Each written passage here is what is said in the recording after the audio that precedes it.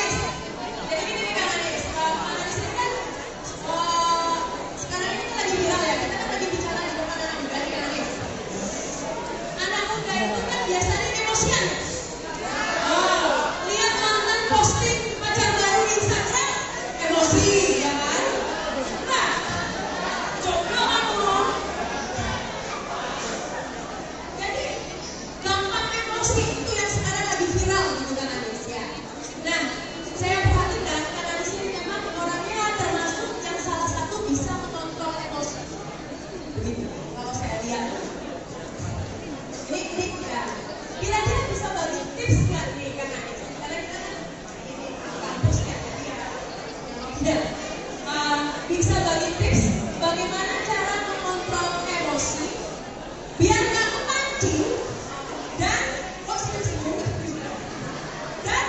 apa pentingnya bagi seorang calon pemimpin untuk bisa mengontrol emosinya. Boleh berpikir atau minimal bagi tips buat anak-anak itu biar kayak Anies. Anies itu kan nggak perlu ada Armando bikin joker, ya kan? Kan Anies nggak emosi, banyak sekali nggak emosi gitu ya. Nah itu bisa bagi tipsnya nggak kan?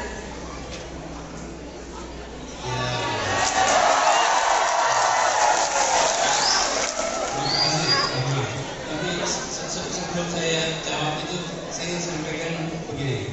Terima kasih dulu. Terima kasih kepada Pak.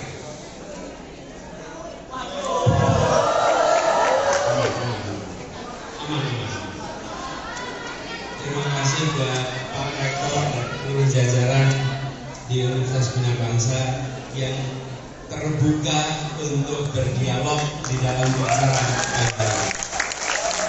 Karena akhir-akhir ini banyak tempat yang nggak berani jadi tuan rumah. Pak Rektor dan Universitas Bina Bangsa membuktikan bahwa ini negeri merdeka dan kita punya kesempatan untuk berbicara.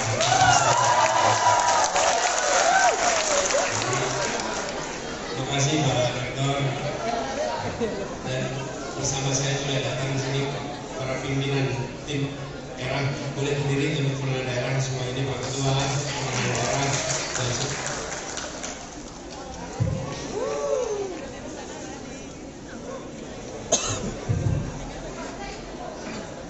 Tapi yang tidak kalah penting, saya senang sekali tadi ketemu dengan Pak Suparmowo di sini. Prof. Suparmowo. Tahu ya Prof. Suparmowo ya? Dosen. Nah, beliau adalah dosen saya di Fakultas Ekonomi.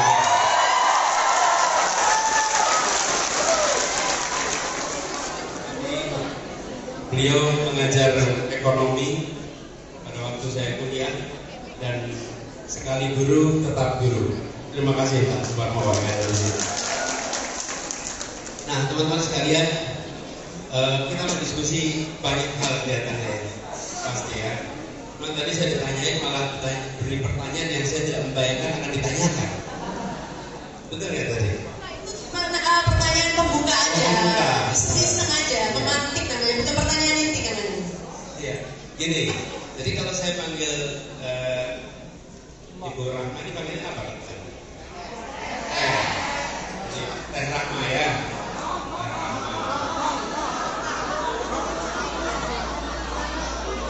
No. Ya. Apa bedanya sama Next?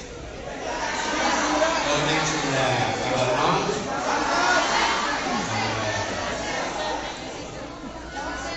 Jawa Serap. Jadi saya pakai Rahma ya.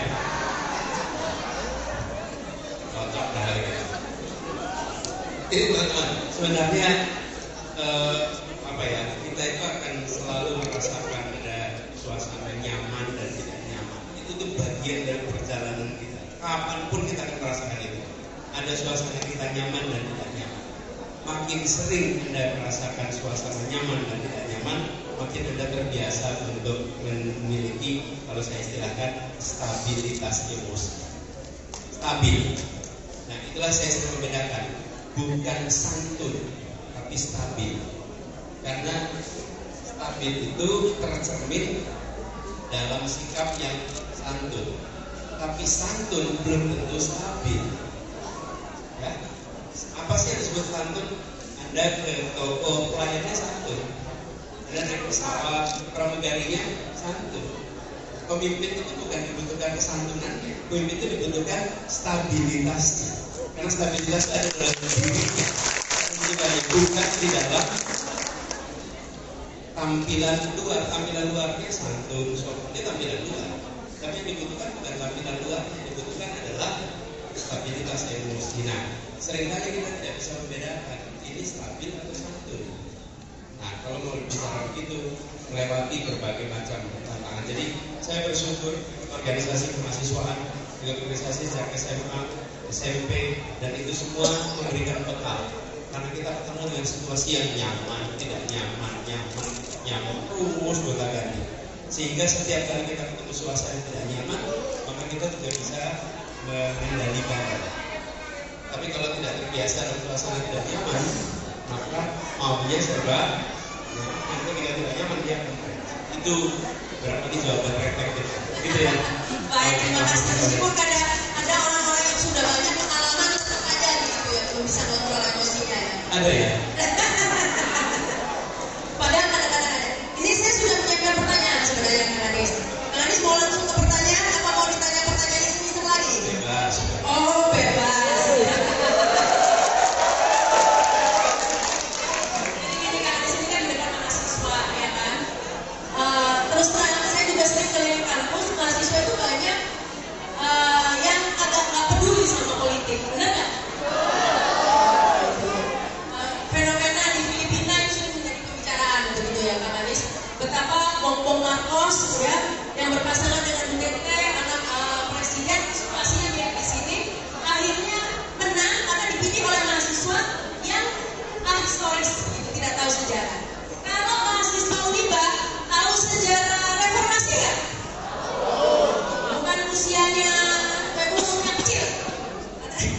Udah orde baru nggak? Sejarah orde baru?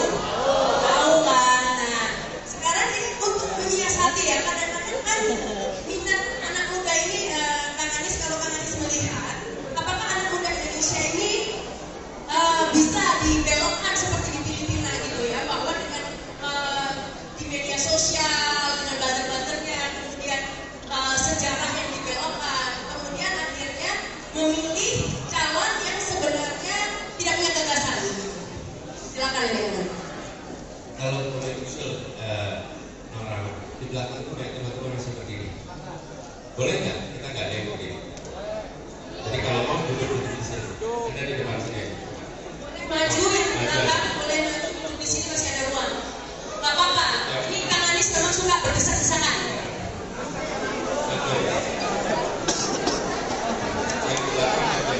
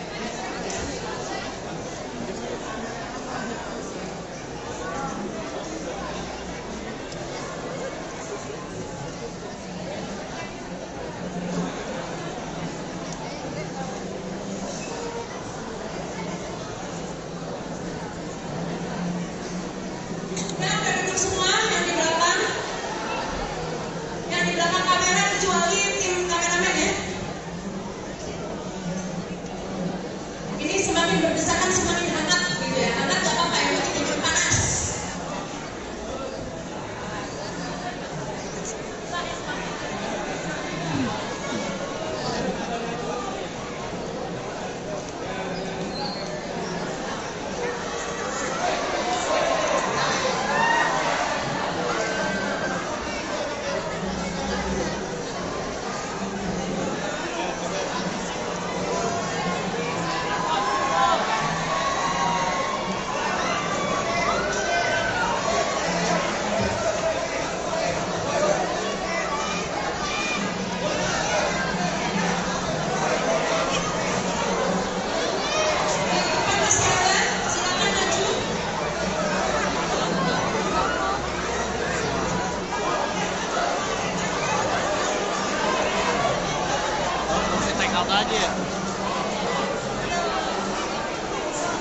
Kawan-kawan mahasiswa, kita kaum intelektual, untuk yang tenang, kita dengarkan gagasan-gagasan yang bagus, siap?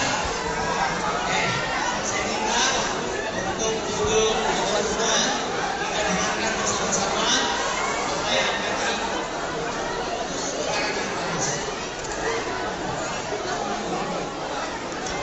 Oke, acara akan kita mulai lagi.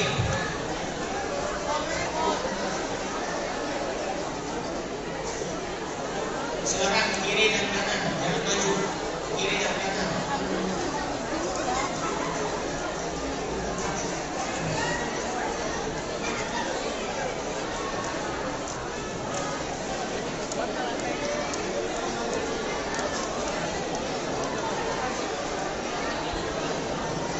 Ya bisa duduk semua, duduk.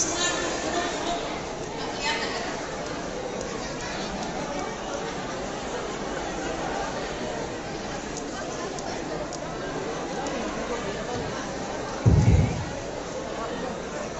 Oke. Berikutnya tadi Rahma. Mahasiswa yang kadang-kadang apatis sama politik sehingga suka dibelokkan oleh sejarah gitu. Ya, sebenarnya kalau kita perhatikan teman-teman, mahasiswa itu satu segmen besar yang di dalamnya ada kelompok punya minat beda-beda.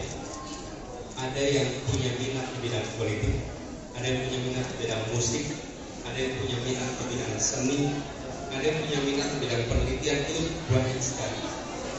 Tapi saya selalu melihat ada kelompok yang peduli dengan politik, dan kelompok ini yang kemudian terlibat dalam urusan-urusan kemasyarakatan. Misalnya ada kebijakan pemerintah yang dipandang tidak sesuai dengan prinsip keadilan, mahasiswa mengungkapkan ini yang perlu politik secara terlibat langsung. Tetapi saya ingin sampaikan kepada semua, walaupun minatnya bukan pada persoalan politik, mengetahui kebijakan, mengetahui politik dan mengetahui sejarah tetap perlu supaya sebagai pribadi selalu bisa mengambil sikap, kemudian bertindak dengan paham atas sejarah dan paham atas konsekuensi politik. Jangan, kalau saya jangan apatis. Kenapa, teman-teman? Kalau ada, saya pernah merasakan tuh. Dulu kan saya kampus ya, di kantin ngobrol sama mahasiswa. Pas ngobrol sama mahasiswa, saya ngobrol itu begini. Saya tanya, kapan lulus? Saya bilang sebentar lagi udah lulus. Nanti kalau udah lulus mau apa? Saya rencana bisnis, Pak. Terus saya tanya balik, gak ada rencana politik? Terus dia tuh menengok saya dengan rasa kayak aneh gitu. Pak Rektor kok tanya saya politik? Terus saya jawab, saya tanya, enggak Pak, saya enggak mau ke politik. Kenapa? Karena politik itu kotor. Terus saya tanya balik, kalau bisnis bersih ya? Kalau bisnis bersih ya? Ya enggak juga Pak. Jadi saya bilang, bisnis dan politik itu sektor. Bersih atau kotor bukan karena sektor, tapi tentang etika dan tentang cara menjalankan. Anda bisa di sektor bisnis dan Anda bisa kotor, tapi Anda juga bisa bersih. Anda di sektor politik, tapi Anda juga bisa bersih, Anda bisa juga. Jadi bukan soal sektor bersih atau kotor itu, soal bagaimana menjalaninya. Nah, kalau kemudian kita punya persepsi politik itu dijauhi, lalu anak-anak muda memilih tidak mau terlibat politik, tidak mau tahu politik, apa yang terjadi? Yang terjadi fenomena yang sering unik, kayak gini.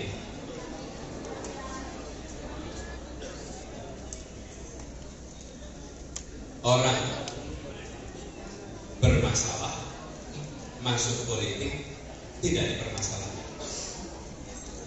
Orang tak bermasalah masuk politik dipermasalahkan. Coba kalau ada dosen jadi calon legislatif, nanti koleganya tanya, lu ngapain mau jadi caleg? Ngapain mau? Pertanyaannya, kalau orang tak bermasalah masuk politik dipermasalahkan, lalu kapan politik kita akan menjadi lebih baik? Justru orang-orang tak bermasalah didorong untuk mau masuk. Jadi teman-teman sekalian, sejak saya dulu di kampus, kalau ada dosen yang menjadi caleg, saya dukung. Ada dosen yang menjadi calon wali kota, saya dukung. Ada teman yang mau jadi wali kota, saya dukung. Jadi saya sebut aja namanya, dosen kampus kami, namanya Bima Ali. Oke? Lalu dia mau maju menjadi wali kota di Bogor. Oh, bismillah, Bim, maju, Bim. Saya dukung. Saya ikut datang kampanye di Bogor. Kenapa? Karena saya tahu dia orang tak bermasalah, dan kita ingin lebih banyak lagi orang-orang tak bermasalah masuk di wilayah politik. Iya. Dan kita jangan malu-malu kalau mendukung. Dulu Kang Ridwan Kamil, itu teman saya sebelum kampus, jauh sebelum dia menjadi wali kota. Terus dia bilang, Kang, saya mau maju jadi wali kota. Saya dukung, saya bikin rekaman, saya bikin dukungan tanpa ada rasa khawatir. Kenapa? Karena kita ingin orang-orang baik itu masuk dalam. Lalu ada teman baik saya jadi anggota legislatif, masuk dah. Saya bahkan di kampus saya bikin pelepasan, karena dia peneliti, pelepasan untuk masuk wilayah politik sebagai komitmen bahwa bila ada orang tak bermasalah mau masuk politik, jangan dipermasalahkan, malah didukung supaya mereka bisa berhasil. Itulah mindset yang menurut saya harus dibangun. Tapi saya tidak mau hanya mengkhotbahkan saja. Saya mengerjakan itu. Tanpa pernah membayangkan suatu saat nanti saya justru terbalik posisinya. Saya posisinya ada kejadian di calon kantor itu berjalan lama. Nah, jadi buat teman-teman muda, walaupun teman-teman itu berada di kampus, peduli politik, kembangkan minat Anda, kembangkan kepemimpinan Anda. Nanti pada masanya Anda punya giliran untuk memainkan peran ini. Ya, apalagi sebagai milenial ini kan penerus ya, Kang Anies ya. Bahkan pemilih yang signifikan juga begitu jumlahnya. Jadi kalau nggak mengerti politik, nanti milihnya berdasarkan apa begitu ya. Tadi sudah ada 10 dari Kang Anies, milih yang tidak bermasalah, gitu ya Kang Anies. Kira-kira begitu. Mungkin tadi sudah sempat disinggung soal etika, Kang Anies. Menurut Kang Anies, etika itu seberapa penting bagi seorang pemimpin? Karena di debat kemarin. Oke, maksudnya gini. Ya. Ya udah, kalau gitu kita move ya. Gak apa-apa. Ya, karena di debat kemarin Kang Anies tanya etika itu sebenarnya karena menganggap etika itu penting atau sekedar ingin memancing emosi lawan atau dua-duanya?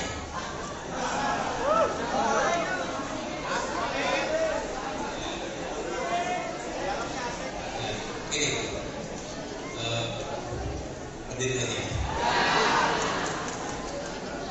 Jadi gini teman-teman, kita melihat fenomena yang terjadi di bangsa kita. Apa itu? Kita menyaksikan kompromi yang dilakukan secara bertahap pada prinsip-prinsip kode etik. Itu kita kompromi pelan-pelan, dikit-dikit. Karena dikit-dikit maka tidak terasa.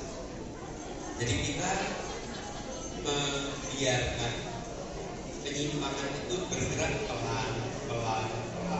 Akhirnya kita merasa tidak menjadi masalah lagi. Nah, siapa yang harus menjadi penjaga etika? Yang menjadi penjaga etika itu semua yang pimpinan. Kalau di kampus, rektor itulah yang menjadi penjaga utama. Ketika ada pelanggaran kode etik akademik, siapa yang harus menjaga? Rektor, Dewan Guru Besar yang menjaga supaya integritas akademik itu terjaga.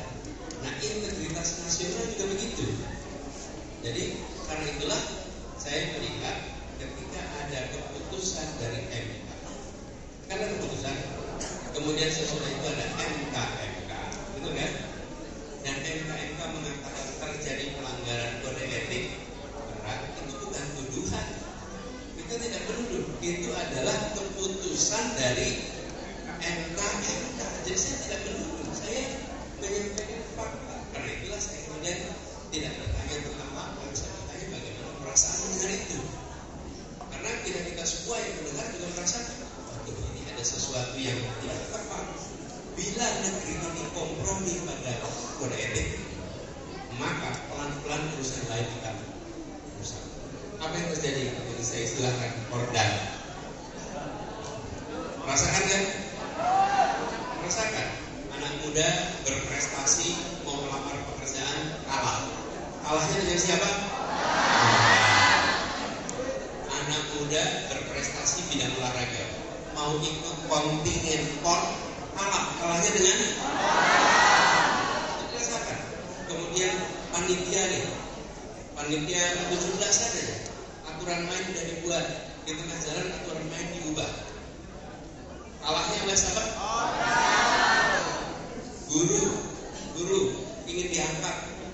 Kemudian yang berprestasi, yang sudah bekerja lama nggak diangkat. Yang diangkat yang punya. Kalau yang paling puncak kompromi, maka yang bawah akan. Dan itu dikatakan, ada sekelompok orang guru datang ke saya lalu cerita, Pak, di tempat saya guru yang diangkat yang punya organ. Lalu ketika ditegur, kenapa yang diangkat yang menjadi keponakannya si Anu, yang pamannya si paman, kemudian jawabannya apa? Di Jakarta aja pakai organ, kenapa kita nggak boleh pakai organ? Apa yang terjadi? Standar kita langsung turun. Maukah standar kode etik kita diturunkan? Berarti perlunya apa?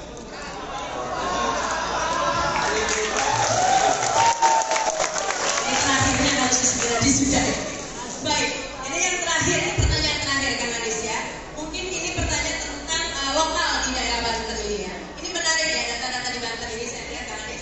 Pendidikan, angka putus sekolah di Serang apa Serang? Serang. Mencapai 7,5%. Itu tinggi ya. Padahal daerahnya nggak jauh dari Jakarta. Kebanyakan karena faktor ekonomi. Ya. Kemudian lapangan pekerjaan, ini menarik. Tingkat pengangguran terbuka di Banten mencapai angka 9,94%. Nah, padahal Banten ini basisnya industri.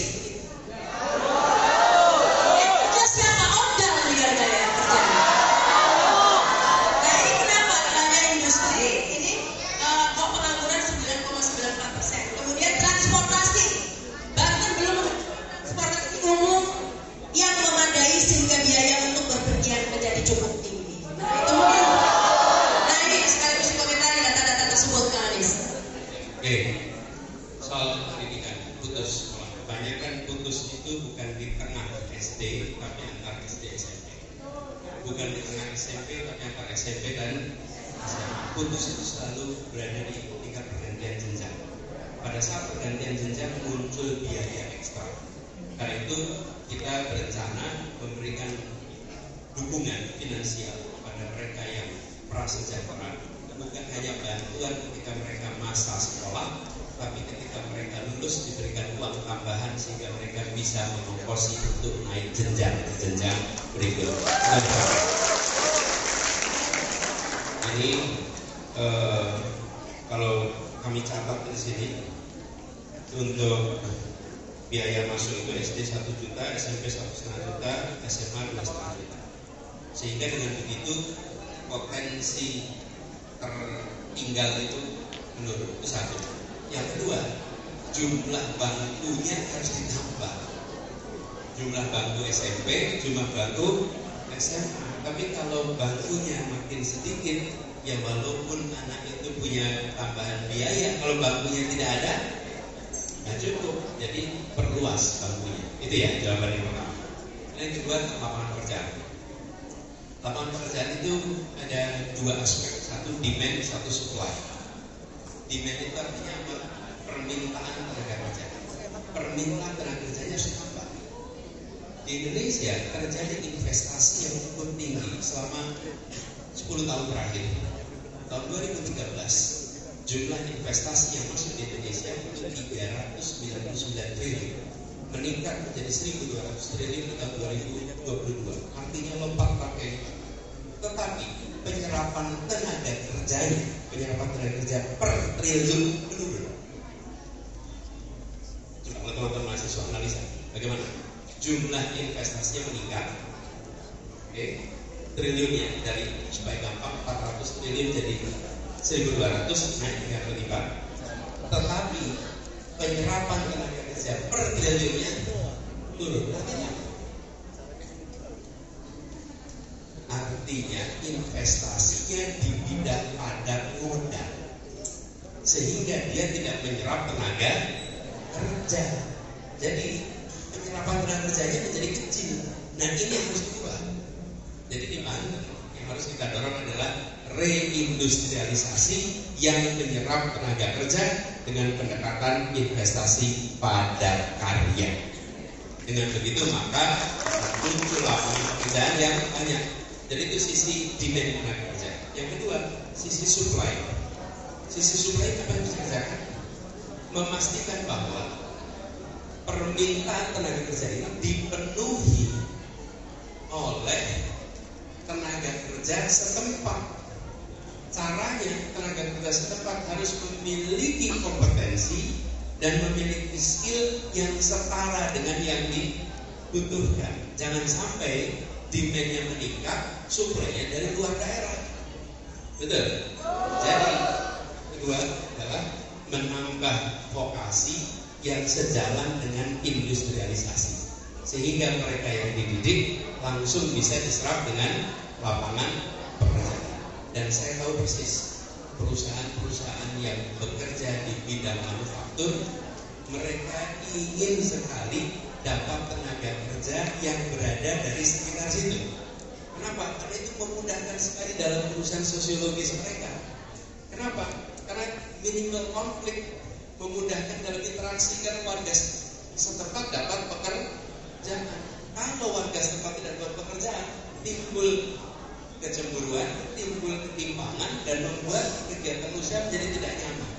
Jadi yang kedua, makanya seperti itu. Gitu ya. Terus apa lagi? Transportasi.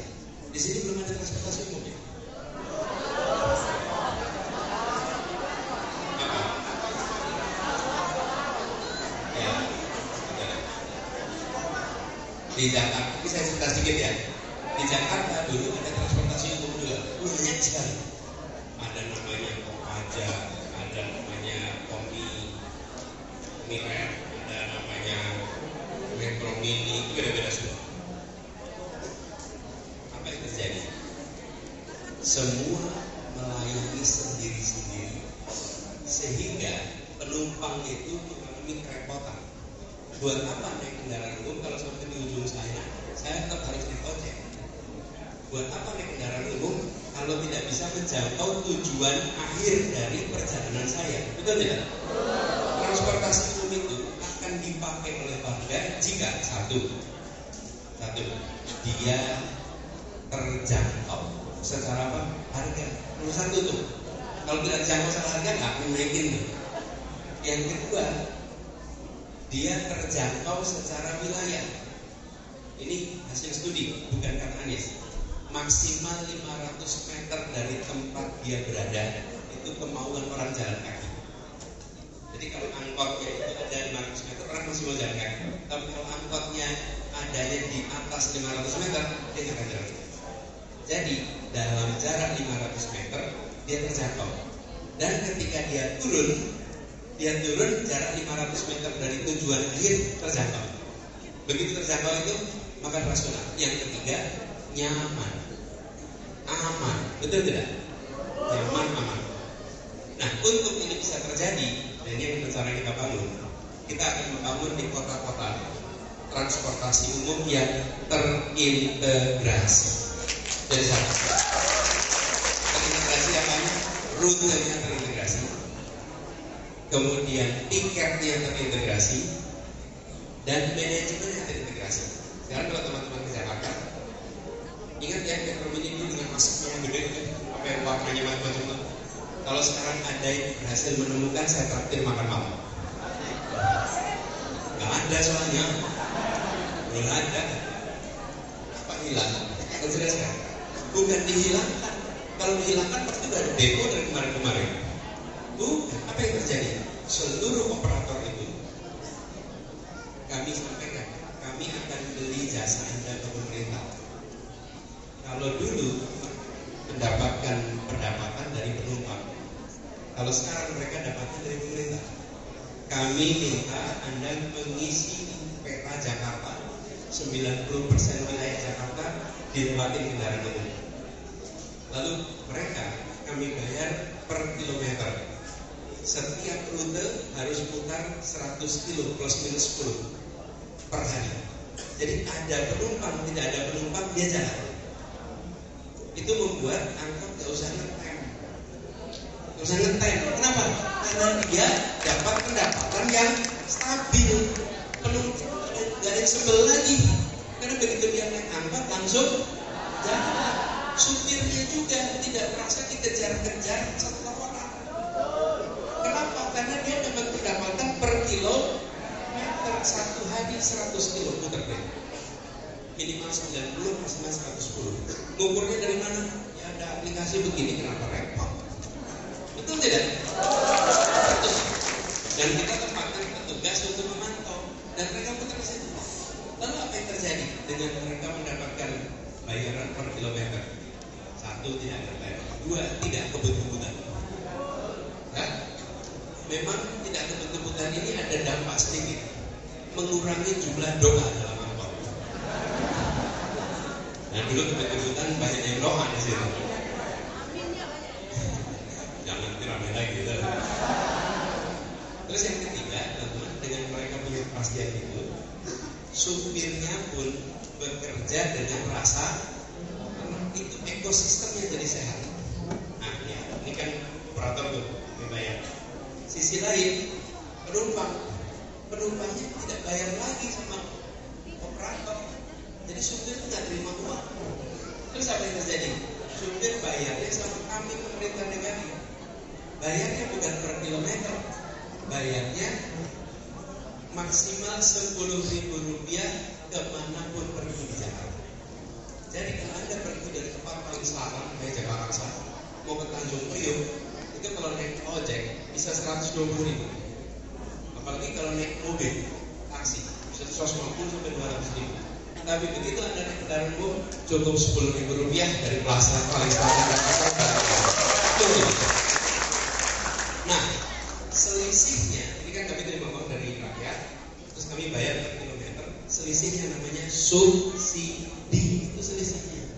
Jadi diubah ekosistemnya. Kalau dulu pemerintah itu regulator, rakyat dengan operator bertransaksi. Setelah transaksi kami diam aja. Efeknya apa?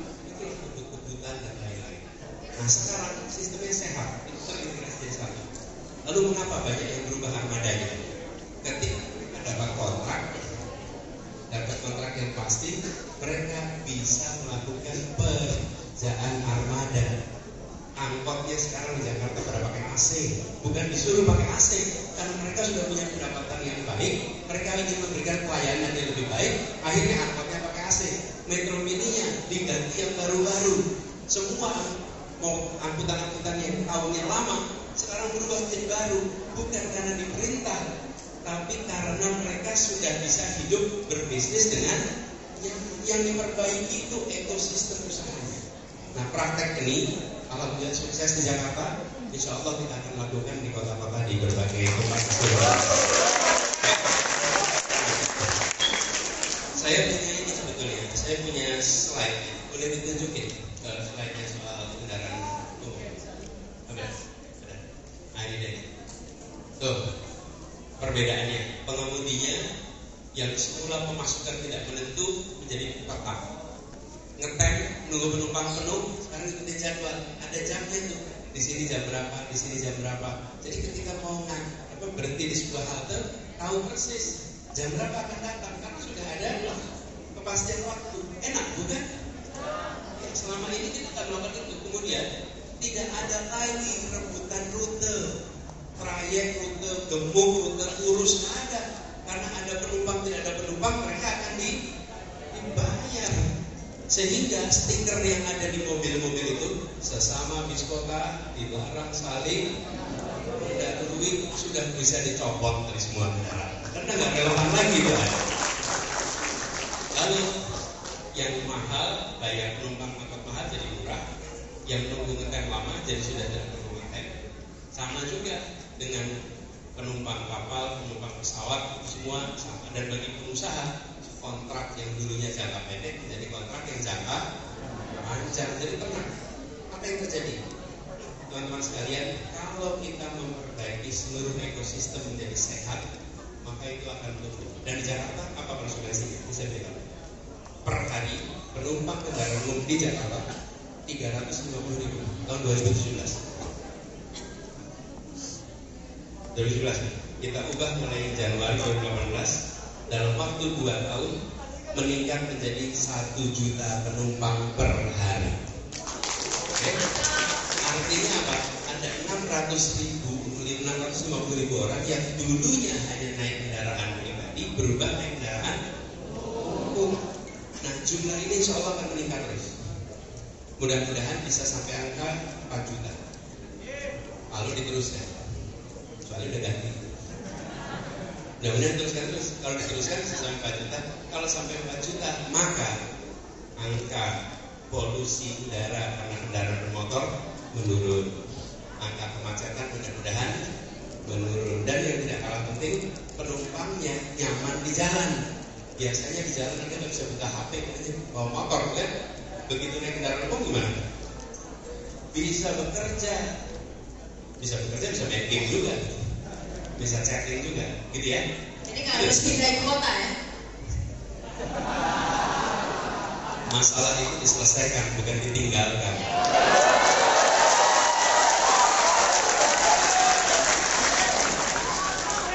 Luar biasa ya, tepuk tangan untuk Kang Anies Baswedan.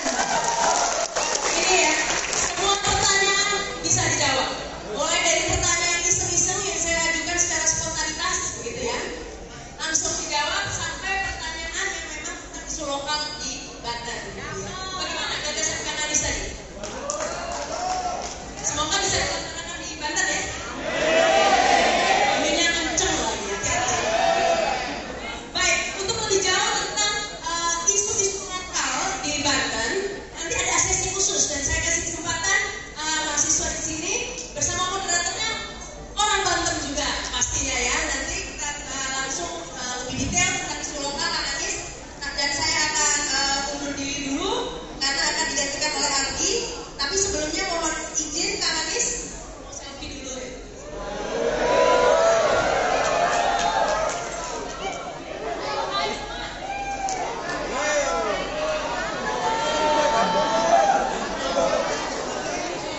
Terima kasih. Sekali lagi tepuk tangan untuk Kang Anies Baswedan. Saya Tama Sarita. Wassalamualaikum warahmatullahi wabarakatuh.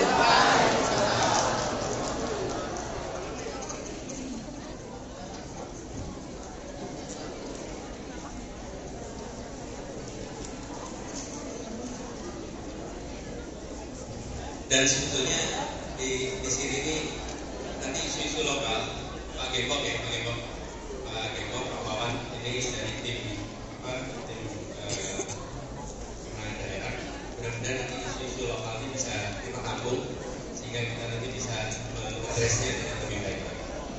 Insya Allah.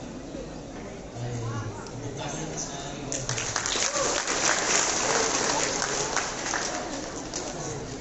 Mohon perkenalkan, izin memperkenalkan diri dulu terlebih dahulu. Nama saya Andrian Noval Fahri. Saya mahasiswa semester 7 dari UIN Sultan Maulana Hasanuddin Banten. Atau kalau di disebutnya Al-Azhar Syarsyah. Begitu, ini keperdataan Islam. Mohon izin Pak, pada sesi ini saya akan memandu diskusi dengan mahasiswa. Sebelumnya saya mau bertanya terlebih dahulu Pak, ini bagaimana perasaannya? Mau ditanya-tanya Pak sama mahasiswa. Sebelum ditanya kita pengen tahu dulu, rasanya cuma takut Pak, bagaimana ini? Kenapa harus takut ya? Jadi betul, mungkin saya bertanya, kalau Anda ditanya dan Anda tidak punya jawabnya, terus gimana? Ya betul aja nggak tahu jawabnya, betul? Iya, Anda harus takut. Memangnya kalau jadi calon presiden tahu semua urusan? Tahu semua, kan belum tentu. Punya kewenangan bukan berarti punya pengetahuan. Ya? Karena itu punya kewenangan harus membuka diri kepada semuanya untuk mendengarkan.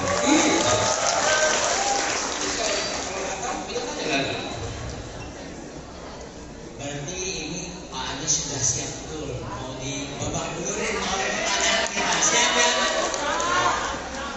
Oke, karena ini acara dari mahasiswa untuk mahasiswa, saya nggak bakal bertanya terlebih dahulu ke Mas Anies, ke Pak Anies. Saya akan lempar dulu ke kawan-kawan mahasiswa. Tak dulu.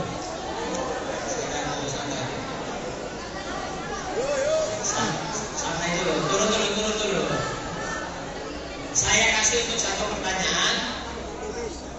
Silakan angkat tangan 3, 2, 1. Silakan berdiri memperkenalkan diri terlebih dahulu. Oke, Kang Anies, Bapak Mas Anies. Saya ucapkan selamat datang di Provinsi Banten, khususnya di Kota Serang. Perkenalkan, nama saya Muhammad Aziz. Saya dari mahasiswa UIN Banten di semester 2.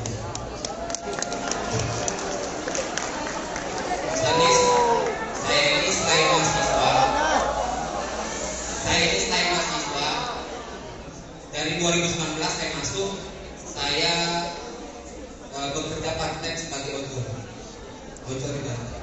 Kita tahu semua teman-teman, ojol itu merupakan pekerjaan yang beresiko tinggi. Karena tiap harinya kita bekerja di jalan, kita maju ke depan ada kendaraan, kita mundur ke depan ada kendaraan, kita di samping juga ada kendaraan, kanan kiri ada kendaraan. Yang ingin saya tanyakan, Mas Anies, untuk perlindungan tersebut, itu saya rasa dari 2019 sampai sekarang saya belum rasakan. Hal konkret apa yang akan Mas Anies lakukan ketika jadi calon presiden, ketika jadi presiden 2004, presiden 2024, yang akan Mas Anies lakukan ketika menjabat? Terima kasih Mas Anies.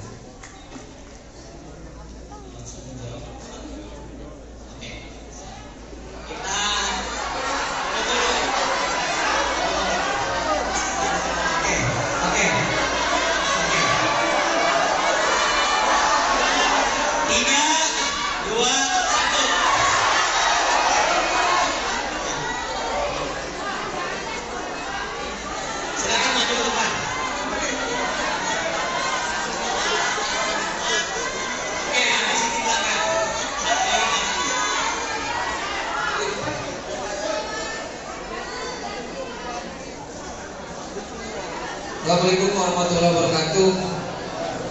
Terima kasih kepada teman-teman yang memberikan kesempatan untuk bisa bertanya.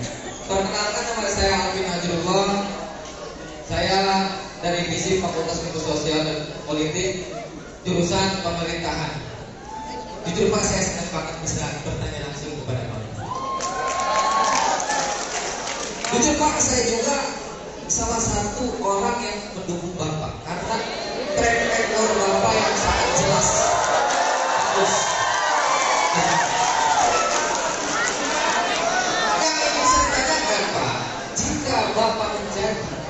Presiden 2024, apakah Bapak akan mau tunduk sama ketua partai? Jika enggak, masih sama.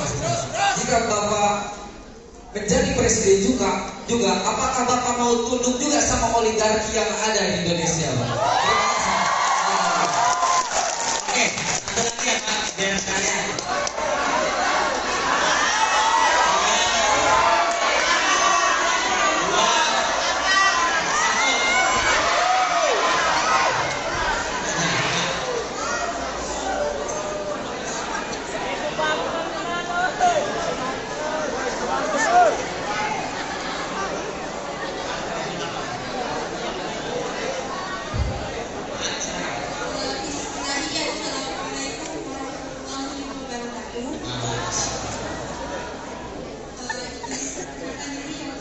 Nama saya Ayu Anjani dari Fakultas Ekonomi Bisnis, jurusan akuntansi.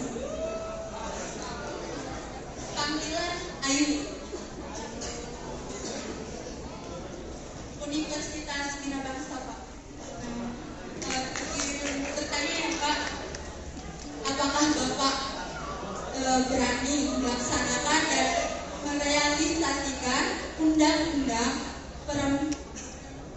perampasan aset, dan kalaupun berani, apakah strategi dan mekanisme yang Bapak lakukan untuk menerapkan atau merealisasikan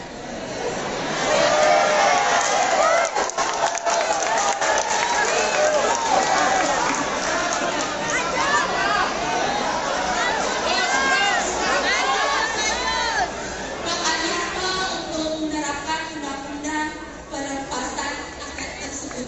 Terima kasih. Wassalamualaikum warahmatullahi wabarakatuh. Oke, dua lagi. Oke, dua lagi.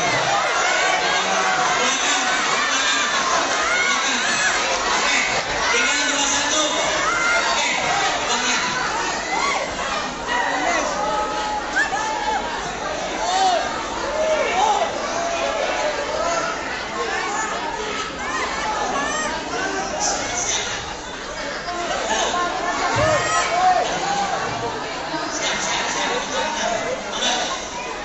Bismillah, Waalaikumsalam. Mohon izin Pak, perkenalkan nama saya Dik. Biasa dipanggil Sunan Pak. Saya mahasiswa luar negeri, tepatnya di Mesir, Universitas Al-Azhar Mesir. Dan kebetulan saya pengurus di PPID, mengoperate Munaf Pelajar di seluruh dunia Pak. Yang mencakup 65 negara, yang anggotanya 60.000. Saya ingin bertanya Pak, mungkin mewakili aspirasi dari teman-teman saya di PPID terkait kebijakan keluar negeri Bapak untuk diaspora Indonesia yang ada di luar negeri Pak, khususnya pelajar kita yang ada di luar negeri. Karena saya rasa pelajar kita di luar negeri ini memiliki potensi yang besar untuk memajukan Indonesia yang akan masa yang akan datang. Jadi pertanyaan saya Pak, rencana konkret Bapak terkait pemberdayaan diaspora Indonesia di luar negeri, khususnya pelajar kita di luar negeri, itu apa Pak? Dan secara spesifik Pak, saya ingin bertanya soal imigran ataupun kawan-kawan saya yang ada di Sudan. Karena sekarang Sudan itu kondisinya sedang perang dan mahasiswa Indonesia sedang dipulangkan. Dan status dipulangkan ke Indonesia itu dia di Indonesia tentang atur Pak. Saya tentang atur, nggak ada kejelasan di sini. Belum ada dari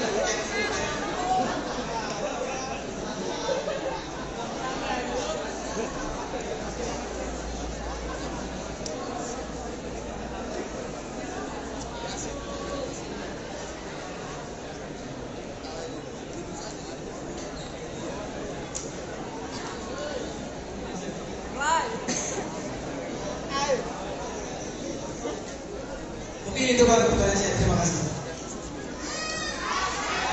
Oke, satu lagi. Oke, satu lagi cewek.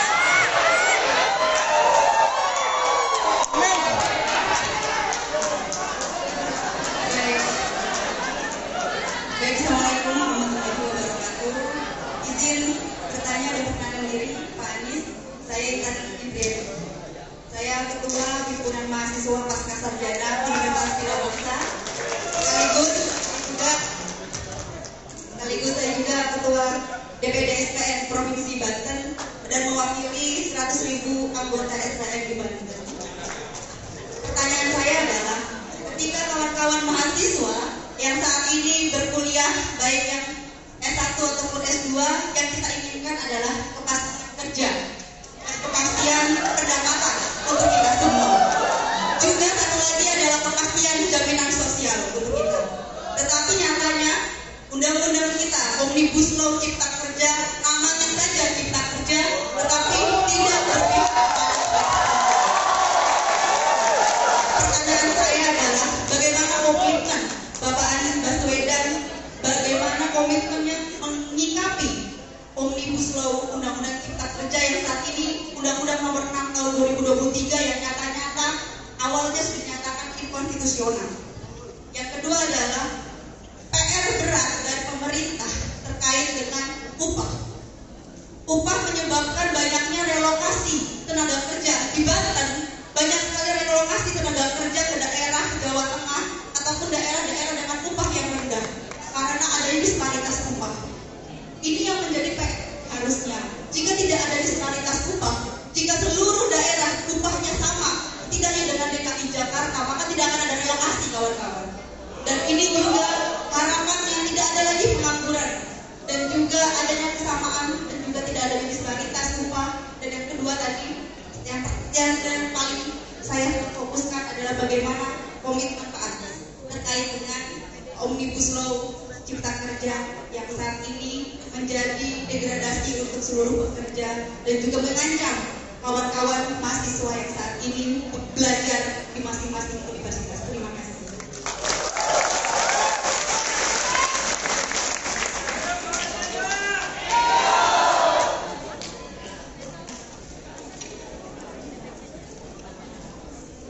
Terima kasih teman-teman semua.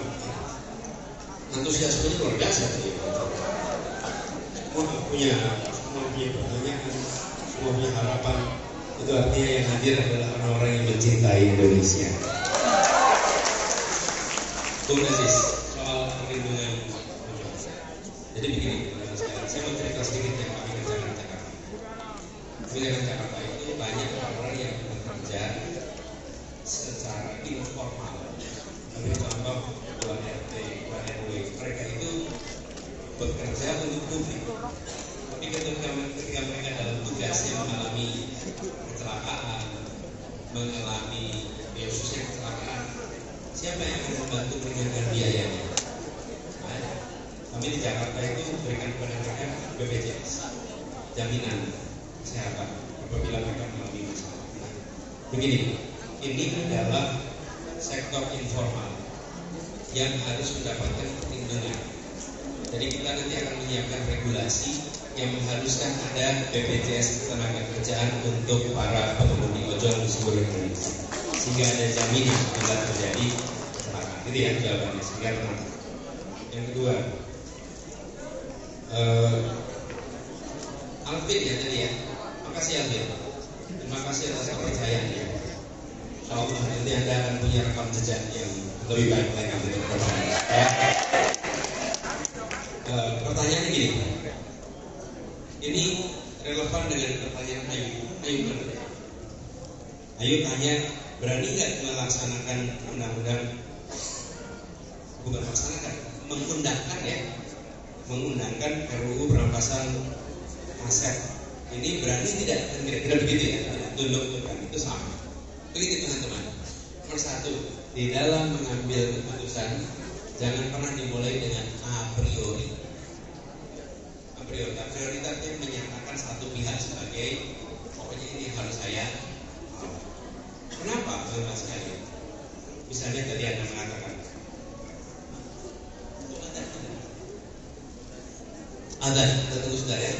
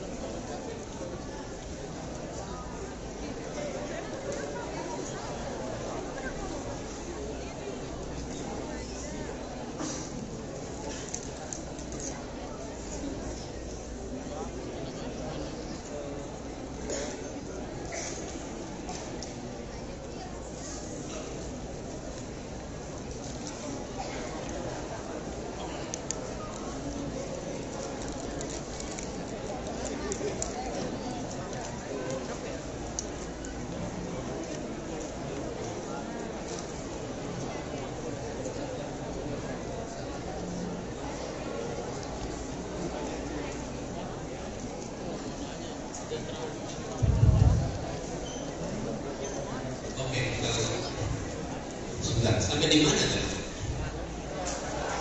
Apa? A priori. Jadi begini, ketika Bung Alfi tadi mengatakan apakah tunduk pada ketua partai atau tidak, seakan-akan kalau ketua partai itu tidak membawa kepentingan rakyat. Betul tidak? Sekarang coba saya beri contoh. Partai-partai yang menjadi anggota koalisi perubahan, kira-kira mereka hidupnya nyaman nggak hari-hari ini?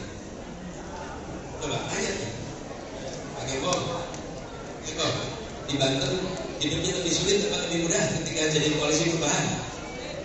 Lebih sulit. Nasdem, apalagi Nasdem dari awal tuh mengalami segala macam. Jadi jangan buru-buru kita akhirnya. Bayangkan mereka memutuskan untuk mengusung gagasan perubahan, dan akibat mengusung gagasan perubahan mereka mengalami tantangan yang luar biasa besar. Yang begini kita tidak boleh menyatakan a priori. Justru mereka sedang berikhtiar untuk perubahan bagi bangsa ini yang lebih baik. Betul tidak? Iya. Tantangannya besar sekali. Gus Muhaimin begitu dicalonkan, gak lama langsung diperiksa. Betul, langsung di presiden. Betul tidak sih? Partai Nasdem kurang apa? PKS kurang apa? Bertahun-tahun PKS itu. Pak Surya Paloh mengambil keputusan. Sesudah itu dia berhadapan dengan tantangan yang luar biasa. Jadi saya ingin sampaikan bahwa kita melihat harapan ada partai-partai yang serius untuk mendorong perubahan. Itu satu. Yang kedua, bagaimana saya mengambil keputusan? Ini kaitannya dengan pertanyaan Ayu. Ini nom Ayu. Satu, prinsip keadilan. Kedua, kepentingan publik.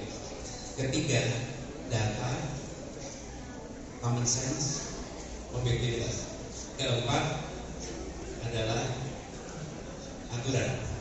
Jadi ketika mengambil keputusan, mengambil langkah, dikomunikasikan, dibicarakan. Dan pengalaman saya bertugas di Jakarta, pimpinan-pimpinan partai itu ketika mendengar argumen dan dijelaskan logiknya, menerima. Yang problem itu kalau tidak dijelaskan, kalau tidak diyakinkan. Apakah kemudian ada debat? Ada. Apakah kemudian ada perbedaan pandangan? Ada. Tapi kalau kita tidak bersedia untuk berbeda pandangan dan berdiskusi, maka tidak ketemu titik temu. Begitu didiskusikan ada. Karena itu saya setuju Anda aktif organisasi sekarang. Orang yang aktif organisasi terbiasa berdiskusi, terbiasa tukar pikiran, terbiasa berdebat, dan terbiasa meyakinkan orang. Betul ya? Iya. Tapi kalau tidak terbiasa, maka putus itu. Jadi menurut saya kuncinya di situ. Yang kedua, tadi soal oligarki. Saya sering sampaikan, saya berikhtiar untuk keadilan, bukan memusuhi salah satu, siapapun itu. Jadi termasuk dengan oligarki. Kalau Anda tidak mengikuti prinsip menjalankan keadilan, maka Anda berhadapan dengan negara. Karena negara harus memberikan rasa keadilan. Ketika negara membuat aturan, ketika kita bikin aturan, apa yang kita penuhi? Satu, prinsip keadilan. Dua, memberikan pembagian kebermanfaatan yang jelas. Setiap aturan. Yang ketiga, memberikan kepastian hukum. Jadi kalau membuat peraturan hanya menguntungkan satu dosen, aturan harus memberikan manfaat yang kepada semua. Ini juga tadi saya teruskan aja sama pertanyaan dari Nong Intan tadi terkait undang-undang Cipta Kerja. Kami sudah sampaikan berkali-kali bahwa itu akan kami review ulang, memastikan bahwa prinsip keadilan muncul dalam undang-undang untuk ketenagakerjaan. Di Jakarta saya merasakan persis. Saya kemarin tahun lalu sebelum saya turun, saya mengambil keputusan yang berbeda dengan apa yang menjadi aturan. Dan ketika mengambil keputusan yang berbeda itu, saya dituntut ke pengadilan tata usaha negara. Kenapa? Karena menurut saya pengaturan UMP-nya tidak mencerminkan prinsip keadilan. Saya jelaskan sedikit. Di Jakarta itu rata-rata kenaikan UMP 8% per tahun, rata-rata. Ketika COVID terjadi tahun 2020, UMP-nya turun, naiknya menjadi 3%. Pada saat kan memang kondisi ekonominya turun kan. Tahun berikutnya keluar aturan baru, UMP-nya itu naiknya hanya 0,8%. Padahal kondisi ekonomi sudah lebih baik, harusnya di atas 3%. Bukan malah jadi 0,8%. 0,8% itu kira-kira Rp30.000. Bapak Ibu sekalian, teman-teman, Rp30.000 kenaikan itu bisa buat apa coba? Harusnya sekitar Rp400.000. Harusnya. Apa yang kami lakukan? Kami tetap menggunakan rumus yang lama sehingga kenaikannya 5,1%, dan itu menurut kami adalah prinsip keadilan. Walaupun kita tidak sesuai dengan aturan yang dibuat oleh pemerintah. Karena itu tadi saya turunkan prinsip keadilan. Nah, ini yang harus kita kerjakan, insya Allah yang akan kita kerjakan. Begitu juga dengan disparitas upah ini harus ada langkah serius, kajian yang serius untuk bisa satu sisi memberikan kesetaraan upah, di sisi lain tetap memberikan insentif yang cukup pada kegiatan industrialisasi. Ya. Nah, lalu ada pertanyaan dari mahasiswa internasional, Bung Sunan, soal diaspora. Teman-teman tahu ya diaspora ini apa? Apa diaspora itu? Masyarakat Indonesia yang tinggal di luar negeri. Seringkali mereka anggap tidak nasionalis karena tinggalnya di luar negeri.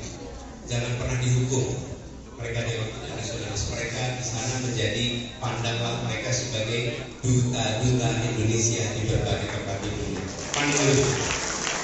Lalu kami merasa mereka harus jadi mitra pemerintah, jangan malah dijauhi.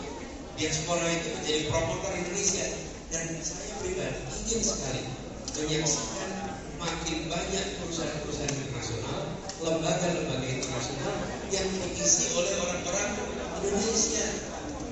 Bayangkan kalau lembaga-lembaga internasional diisi orang-orang Indonesia, maka kebijakan-kebijakan dia bisa memberikan manfaat kepada Indonesia.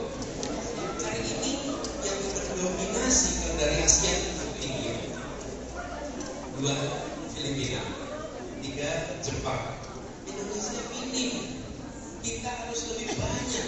Jangan hanya jadi jago di rumah sendiri, tapi harus jadi tuan rumah, tamu mempesona di negeri orang. Itu kira-kira pegang prinsip. Jadi Sunan kami akan dukung. Yang kedua, tidak boleh ada mahasiswa terlantar. Bila ada evakuasi karena krisis, apakah karena peperangan, apakah karena bencana alam, dan mereka dipulangkan ke Indonesia atas alasan keselamatan, maka negara harus membantu untuk menyiapkan agar status kemahasiswaannya dan kuliahnya tidak terputus. Dan itu bagian dari kewajiban. Dan kita pernah melakukan itu. Teman-teman sekalian, di tahun 2000-an ada konflik di Ambon. Universitas Patimura tutup. Apa yang terjadi? Mahasiswa kemudian ditampung oleh berbagai universitas di seluruh Indonesia. Bisa itu dikerjakan, dan mereka kemudian lulus dari berbagai kampus di Indonesia. Jadi itu bisa. Yang penting apa? Ada kemauan. Insya Allah kemauan itu ada, dan insya Allah itu bisa dilaksanakan. Gitu ya. Terima kasih. Begitu Pak. Oke, tepuk tangan untuk Pak Anies Baswedan. Pertanyaan penutup nih Pak dari saya.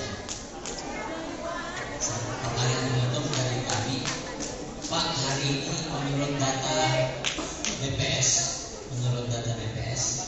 Banten merupakan salah satu provinsi yang tidak bahagia. Sedangkan sudah 22 tahun Banten ini berdiri. Kita lihat ada disparitas juga dari Banten Selatan, Banten Barat itu jomplang sekali kita lihat, mulai dari pendidikannya, Pak, infrastruktur dan lain-lain. Kira-kira kalau memang nanti Bapak jadi presiden, apa garansi Pak kita bisa bahagia? Kira-kira begitu.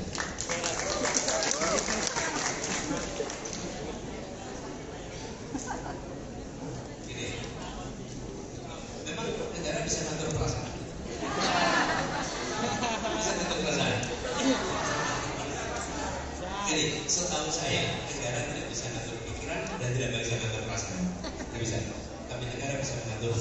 tindakan. Itu yang saya pikirkan. Tindakan ya, karena kalau perasaan dan pikiran itu di luar wilayah yang kita bisa masuki. Tapi tindakan bisa. Karena itu sebenarnya begini, Anda memiliki pikiran A, negara tidak bisa melarang. Tapi kalau Anda melanggar aturan, maka kami bisa.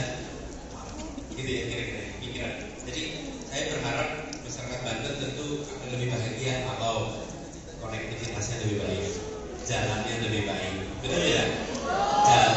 Jangan hanya membangun jalan berbayar, jalan tak berbayar juga harus dibangun dengan baik, apalagi di Banten ini. Dan teman-teman semua, kami memiliki sebuah program namanya Indonesia Mengajar. Kami Indonesia Mengajar itu ke daerah-daerah yang jauh. Waktu kami melakukan studi di mana tempat-tempat infrastrukturnya sulit, kami membayangkan akan kirim ke luar Jawa.